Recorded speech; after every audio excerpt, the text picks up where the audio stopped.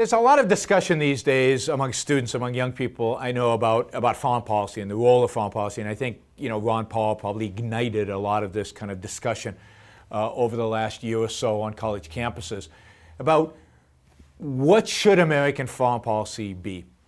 And I think the key here is to remember the purpose of government. What is the role of government?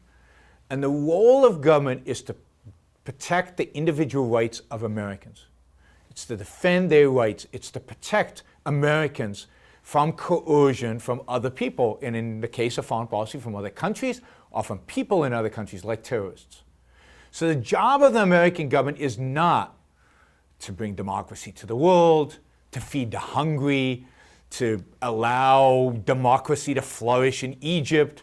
The role of the American government is to protect the individual rights, the life and property of American citizens.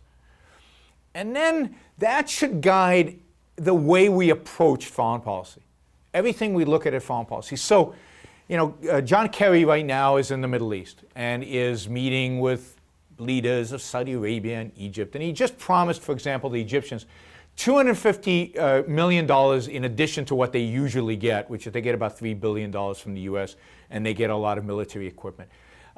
And this is $250 million, I think it's a first installment in a plan to give them an extra $1 billion, all to help them stabilize their economy and to grow democracy in the Middle East. Now, put aside who the leaders of Egypt are, put aside, who this money is going towards.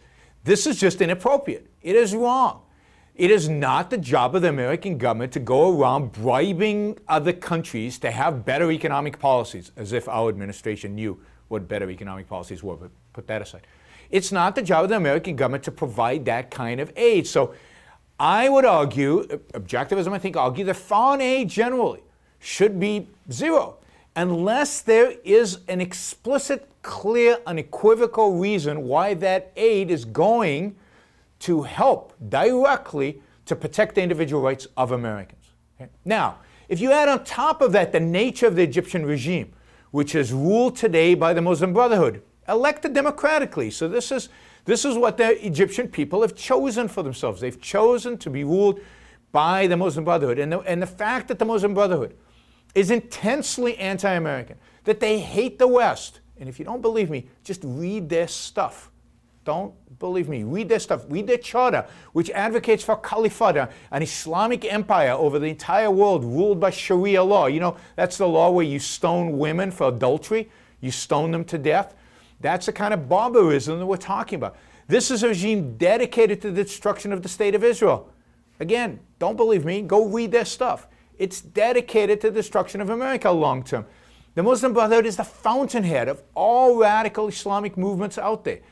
Al-Qaeda, today the leader of Al-Qaeda, used to be a member of the Muslim Brotherhood. That's where he trained. That's where he learned his stuff. And then he was a leader of a splinter movement off of the Muslim Brotherhood. And today he runs Al-Qaeda. He was bin Laden's number 2 when bin Laden was alive.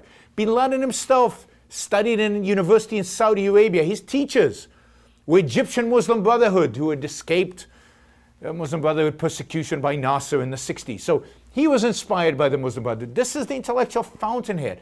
It's an organization that's clearly anti-American. For America to be giving them money, a dime, is nuts. It's suicidal. It's the exact example of altruism in foreign policy, helping your enemy, sacrifice, being selfless.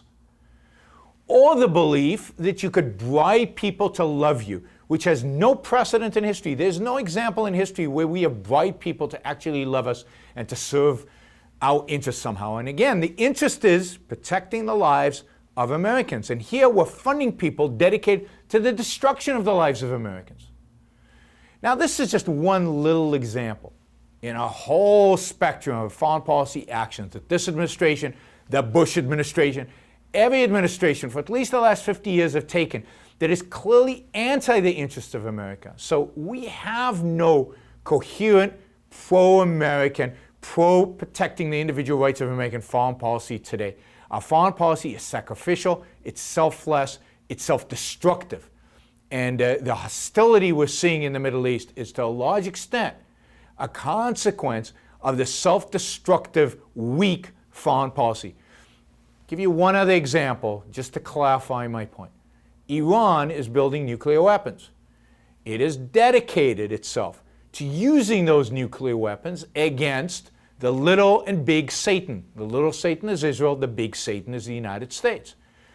Don't believe me? Read their stuff. Read what they write. Read what they say about America and this regime in Iran. Now you say, well, North Korea has nuclear weapons, the Soviets had nuclear weapons, they never used them. But this is a different ideology. This is a suicidal ideology. This is an ideology that believes in the virtue of death, in the virtue of suicide. And again, if you don't believe me, think 9/11. Think suicide bombings that happen all over the Middle East. They believe in suicide as a virtue. They are much more likely to use a nuclear bomb than any other regime on the planet. And yet what do? We appease them, we talk to them, we impose on them sanctions that clearly don't work and never have worked. We've been playing this game with North Korea for 30 years, right? And they've got nukes, and it didn't help. Why don't we learn from experience? We don't. We keep doing the same thing over and over again, appease, and expect a different result. Einstein had a name for that. It's called insanity. Doing the same thing over and expecting a different outcome. That's what we're doing with the Iranians. Again, selfless, self-sacrificial, unprincipled, no-focus individual rights. A proper foreign policy with regard to Iran would be the immediate ultimatum for them and the destruction of their nuclear development capabilities immediately. Right? So I don't want you to think that I'm just for no more foreign aid, but extracting from the world. No, the United States needs to be engaged with the world to the extent that that engagement is necessary for the protection of the rights of Americans, the right to life, liberty, and the pursuit of happiness. So when discussing foreign policy, don't buy into this false dichotomy that is out there. There's a false dichotomy which says, on the one hand, kind of the Ron Paul view, we shouldn't be anywhere in the world. We need to bring all the troops home. We need to have no more wars. We need to let the Iranians leave the Iranians alone. They can do whatever the hell they want. You know, complete non-intervention. And by the way, everything bad in the world is our fault. We instigated it. We caused them to feel this way. Not because of weakness, which is my point, to the extent that they hate us, it's because we're weak, but because we overly intervened. That's kind of the Ron Paul position. Another position is kind of a conservative liberal position. And that position is, oh no, it's our moral responsibility to intervene in Syria right now and to get rid of the Assad regime because they're killing their own people. It's our moral responsibility to help the Egyptians because they're trying to set up democracy. It was our moral responsibility to go to Iraq and build them sewers and schools and set them up with democracy. It's our moral responsibility to stay in Afghanistan right now to help them build their army and so on. No, again, the objective is focus in foreign policy is in what is in now self-interest. And that means, in the context of government, what that means, what is necessary for us to do to protect the lives and liberty of American citizens. So don't get fooled by this false dichotomy that's out there. There is an objective approach to foreign policy which basically looks at, bring the troops home. All those troops that are nation building, that are doing things that are not there to protect Americans, bring all those troops home. Stop intervening. Don't go to wars just to build democracies. But when somebody is a threat to the United States, destroy that threat. Be willing to intervene.